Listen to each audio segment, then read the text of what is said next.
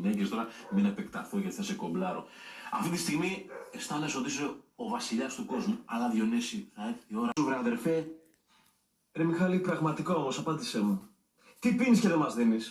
Μα πια δεν άντεξα πια. Μόλις έφυγε Αγίνα μου σου το είπα. Είναι δυνατόν να κάνει τέτοια πράγματα να μας ξεφτυλίζει οικογενειακός? Καλά, Βαγγελάκη, μένα τώρα εσύ να πάρεις το χαπάκι σου. Δεν θέλω χαπάκια, Χαρούλα, μια χαρά είναι. Έλα ρε Βαγγέλη, πάρ' το χαπάκι, τι ψυχή έχει, ένα γκλουπ και ησύχασες. Και τι είναι τα χαπάκια, ρε Σάβα, παστίλες για το λαιμό είναι και είσαι και γιος γιατρού τρομάρα σου. Φάει τουλάχιστον λίγο τσατσικάκι. Δεν έχω όρεξη για μεζέδες. Δες το σε φάρμακο, το σκόρδο κάνει καλό. Καλά, φέρει ένα σαλαμάκι σκορδάτο, τέλος πάντων. Να σου τσικουβώσουμε και λίγο το πουκάμισο. Όλγα, θα πάρω καμιά πούντα. Καλέ, τι ανάγκη έχεις εσύ είσαι κοτσονάτος. Ποιος θα το πίστευε, ένας τόσο νέος άντρας και ακμαίος θα έχει 4 εγγόνια του δημοτικού. Εγώ παντρεύτηκα νέος, Λιδία μου. Όσα τρέχω είναι τον αδερφό σου που αντί να κάνει οικογένεια τριγυρνάει με ξένες. Δεν ακούει κιόλας. Και το θράσος κιόλας να λέει την αγαπάει και δεν θέλει να τη χωρίσει κιόλας. Λογικό. Γι' αυτό θες να με χαπακώσεις, ρε. Έχεις σκοπό να με φουντώσεις? Βαγγελάκη μου, πώς να σου το πω. Η κοπέλα που έστειλε το γράμμα στο Διονυσάκο μας μπαμπάκα μου. Ναι. Δεν είναι ερωμένη του. Και τι είναι, τριτοξάδερφος? Κόρη του.